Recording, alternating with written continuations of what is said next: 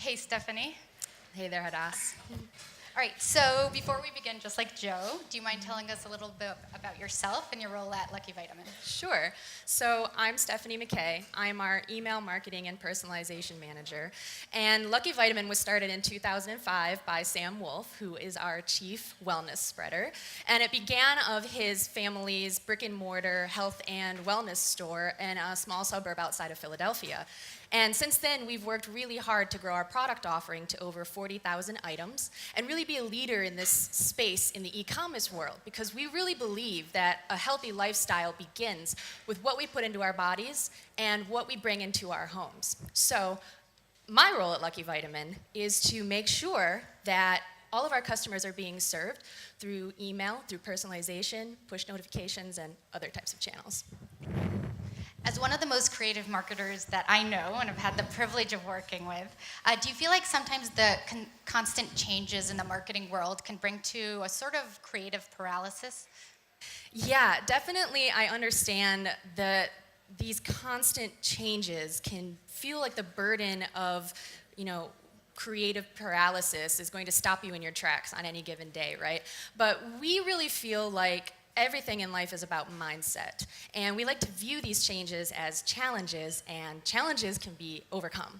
Can you give us a small example of such a challenge? Yeah, so one example is that with email marketing in particular, right, it has its own unique set of challenges where even just small changes can affect deliverability across dozens of different email clients, and that can be a little bit frustrating, right? So we've found that working together as a group to brainstorm solutions, coming away from these brainstorms with really clear action items, a clear understanding of who's responsible for what deliverables and what the timeline for those deliverables is going to be, has really helped us to create a cohesive working environment. And simultaneously being able to subscribe to industry newsletters, do continuing education and professional development to make sure that we're able to really stay on top of all of these changes in this ongoing world where there's always new technologies and tactics being introduced. So you mentioned your group, and I know that you work with a very talented, also very funny, and a lot of pranks type of group setting. Can you tell us a little bit about your creative team, how it's built, and what are the touch points between the different team members? Sure. So and maybe a prank or two. Maybe a prank or two. So our creative team has actually grown to 9 people. Hey, that's us. Yep. You can see it down here. So our creative team has actually grown to 9 people, including myself. So on the strategy side, we have Kim McCorkle, who is our customer retention manager, and she works on projects like AutoShip, loyalty, and our print projects. We have Janelle, who is our website operations manager. She helps us to coordinate all of our assets across all of the channels, including in particular on our website. That's me. I do email marketing and personalization, like we already covered, in case you forgot. This is Maddie. She's our content coordinator. She was not in the original photo, but I would be remiss if I left her out. This is Leah. She is our content and social media manager and an extraordinary at taking selfies, if you haven't noticed by this photo. That's Matt Braun. He is our junior graphic designer. And we have a second designer with Adam.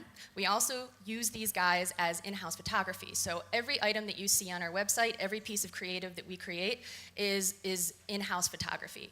We never use vendor items. This is Matt Baumberger. He's our creative director. That's okay. You have a question?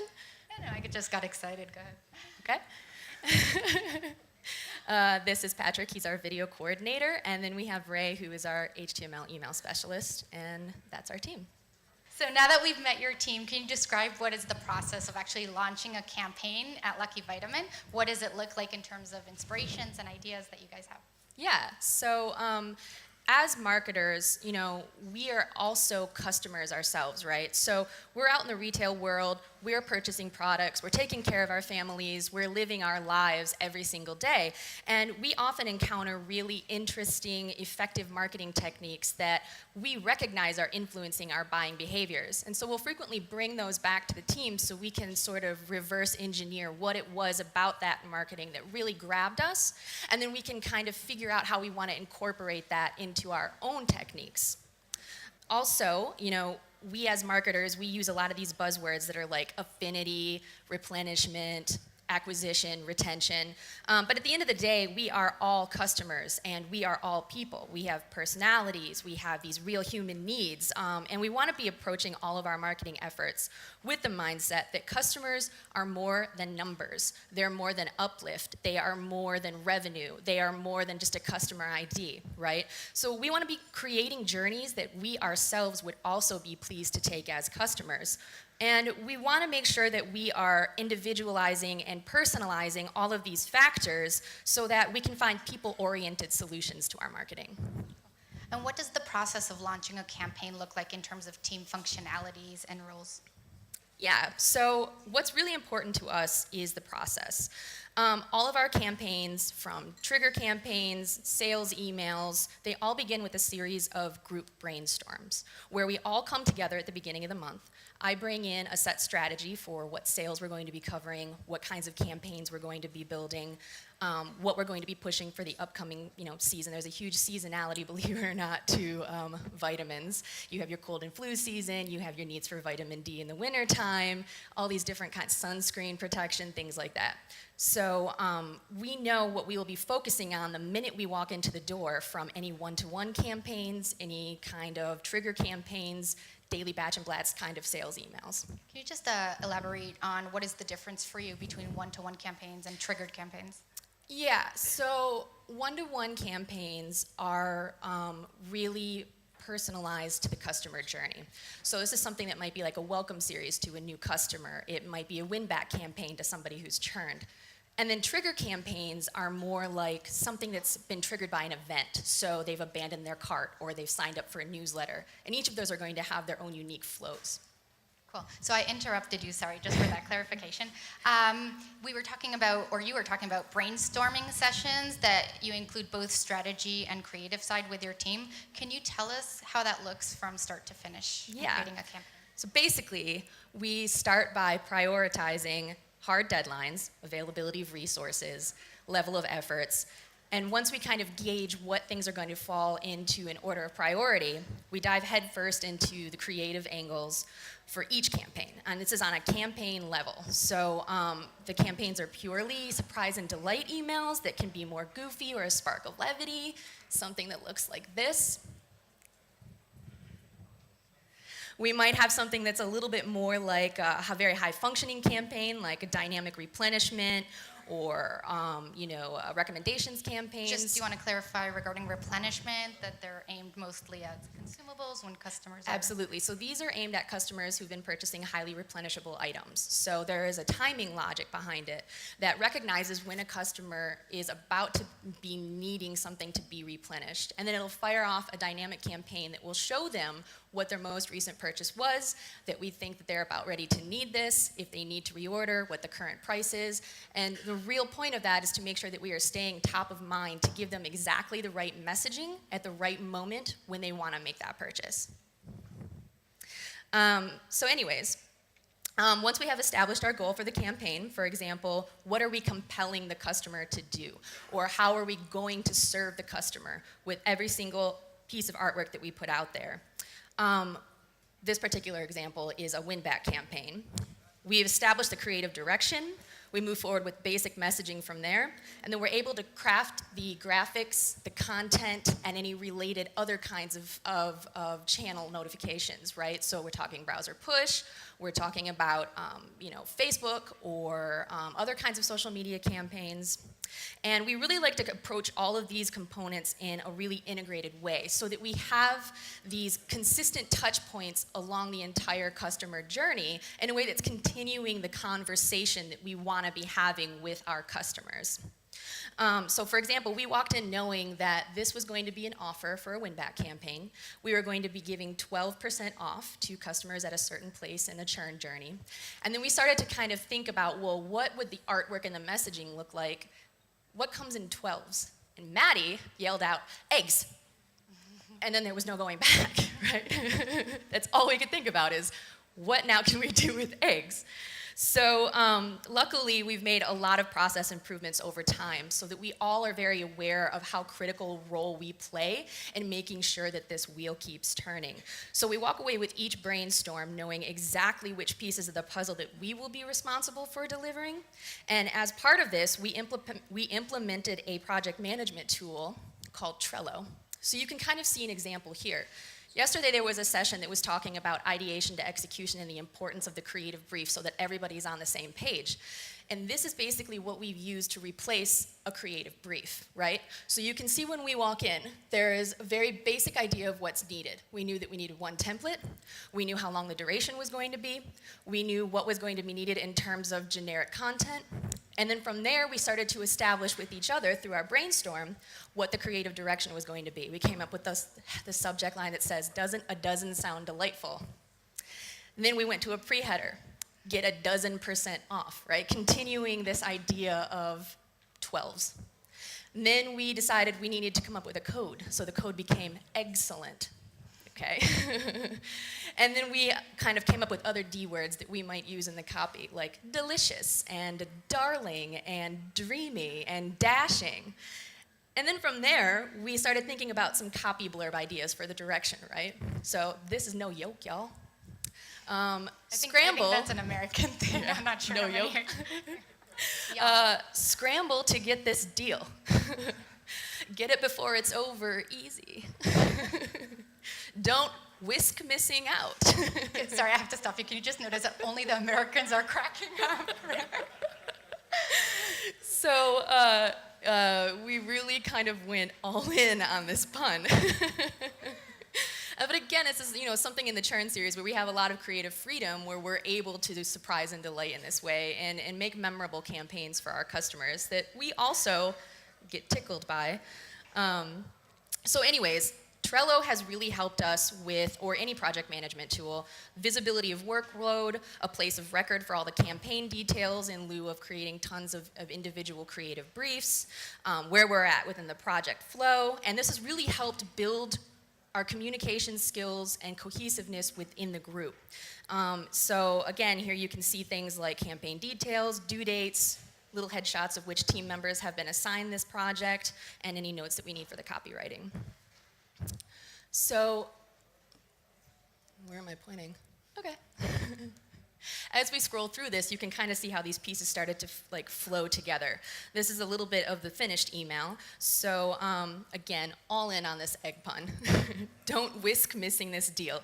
For 2 days only, use code EXCELLENT to take 12% off your $55+ order. Exercise your right to save and get this deal before it's over. Easy, right? So we were really excited about this. We felt that we just really nailed this egg analogy in so many ways. We felt pretty much like it was the greatest set of egg puns Lucky Vitamin had ever achieved, and possibly the entire world, honestly. This is what we walked out of that brainstorm with. All right, so now that we're all egg punned out, Egg punned out. are there any situations in which the strategy or the messaging of the creative actually change as you deep dive into the campaign? Because we've seen that you put so much effort into really preparing everything ahead of time. When you start actually, creating everything, do you ever find yourself changing directions? Oh, sure. I mean, one important thing about marketing is that flexibility and constructive feedback is really crucial to success, right? So in our process of creating content and graphic assets, we know that there's a 3-step review process that begins by meeting weekly with stakeholders, and then we can get all of the input from really important parts in this process. So we're talking the e-commerce department, we are talking the product content team and the merchandising teams and the people who really know what these products are, to make sure that we're clearly giving good marketing and insight into what it is we want to be doing with any kinds of product launches or recommendations, templates, things like that. And then from there, we send out a test campaign, and we make sure that we are checking for any kind of rendering issues before we add the campaigns to the queue. We're getting feedback from copywriting perspectives, make sure that we've not overlooked any kind of like editing issues. And then on our process for the strategy side, that means even after campaigns have been running for a while, checking in on the metrics and uplift to understand, is this performing according to the goals that we set for ourselves? So is it achieving our desired goal? What kind of insights can be provided from OptiBot?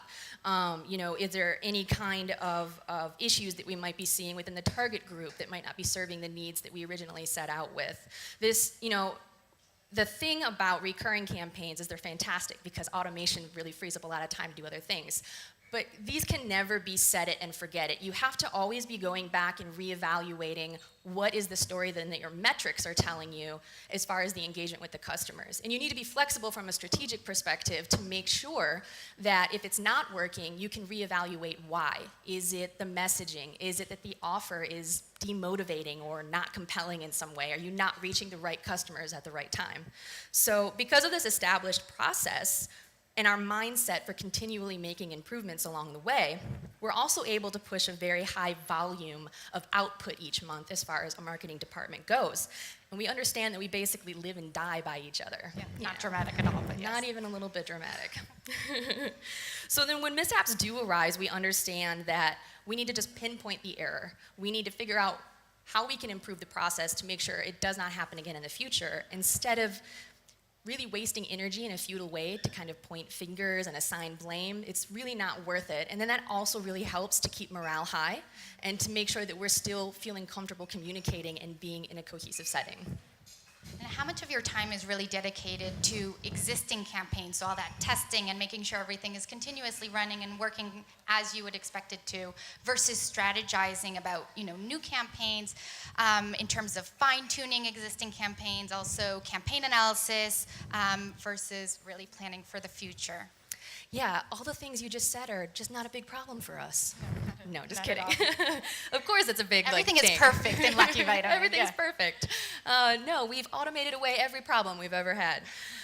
No, even though I am creative by training, my degree is actually in graphic design. I am admittedly obsessed with data, and Optimove has contributed to that obsession. So every day I come into the office, I log in, I check our marketing plan, I look over everything that's gone out the day before, just even from a high-level perspective to kind of gauge on a day-to-day basis how our campaigns are doing. Like, what is our campaign health right here, right?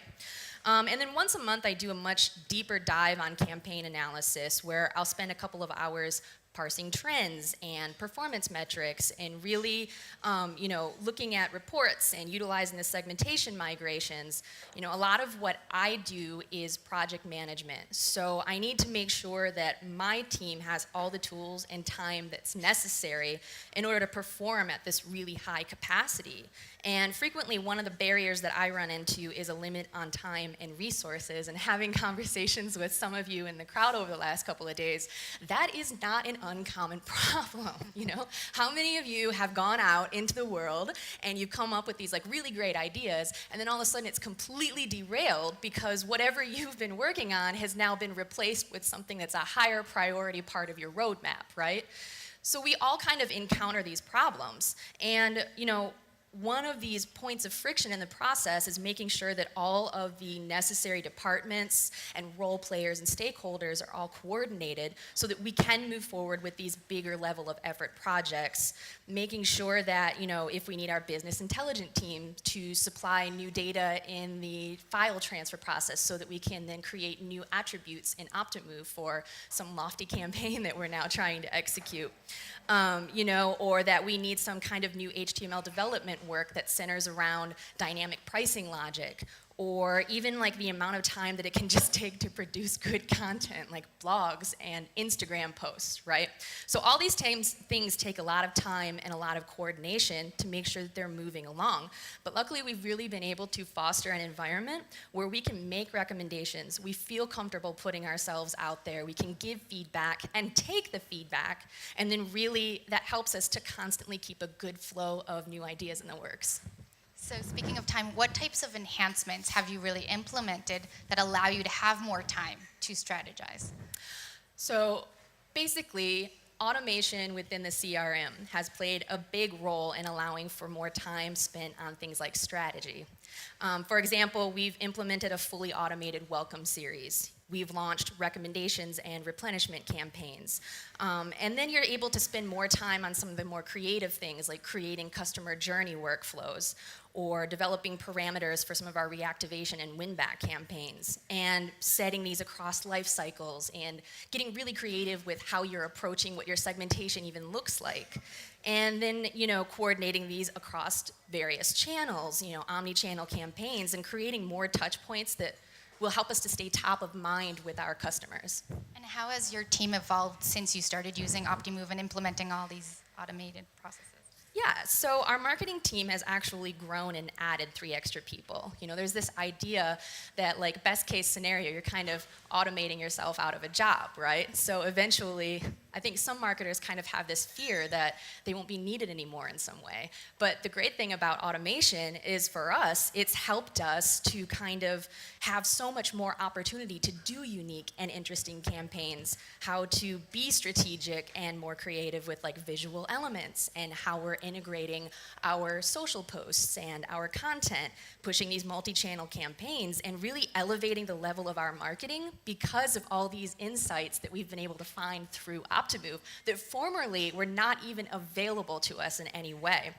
So we've got these better segmentation capabilities, we've got these ongoing possibilities for improving our campaigns, insights from Optibot, these really interesting features like you mentioned earlier in your session with Joe, like real time, the ability to use these trigger campaigns because of what people are doing in real time on your website, and how that can kind of help you to create push notifications or, coordinating email campaigns.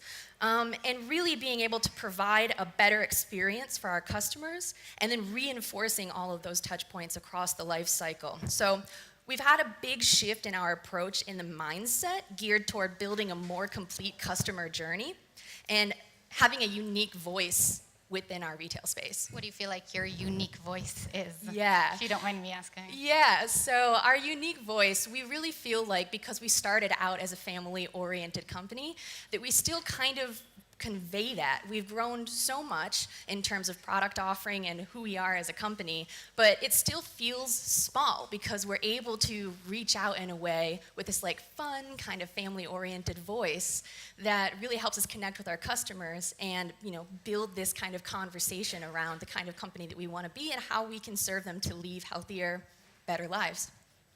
Let me just get a little Israeli and personal, as we all know we are. How does and again, only if you feel comfortable, but how does your work experience serve in your private life? Okay, so not what I dream about at night. No. Let's skip that one. I think it's too personal. So if I'm being honest, I am a bit obsessed with efficiency. A super inefficient thing I'm experiencing right now is how this headgear doesn't want to stay in my head, and that's why I keep playing with it. But Optimove has definitely fed into my obsession with efficiency, right? So now I like to really approach my entire life in this really results-oriented way. You can set goals, you can make a strategy for how you're going to achieve these goals, and then you kind of keep reevaluating like where you're at according to your goals. So for example, in my personal life, I'm a really avid weightlifter. Some people don't know about me, but all the obvious data points are there, right? You can set a goal for how much you would like to be lifting or like what your training might look like in the process and kind of track yourself along the way. But even beyond that, I am a member of a board of directors for a local nonprofit in Philadelphia that helps to serve former foster youth. And as they're growing, I'm able to use the skill set that I've learned from Optimove and in my world of marketing to be able to help them to grow their message, to set these strategies, to figure out how we're going to segment according to whatever their needs are in their, marketing to expand the awareness of what they even do, So in that way, the feeling of like seeing goals being met, the process along the way, it's really gratifying in a continually compelling way when you see personally or the teams that you work with every day, really being able to go above and beyond. And I just want to say, if you take only one thing away from the time that we've been able to have here today, Except for the egg puns, yeah. except for the egg puns, definitely take the egg puns. Tell everybody and sign up for our newsletter. But if you take only one thing away from our time today, it's to be obsessed with your customer. You're a customer, I'm a customer. We're more than numbers. So be obsessed with your customer and be relentless in the pursuit of ongoing process improvement in order to achieve success in all your goals.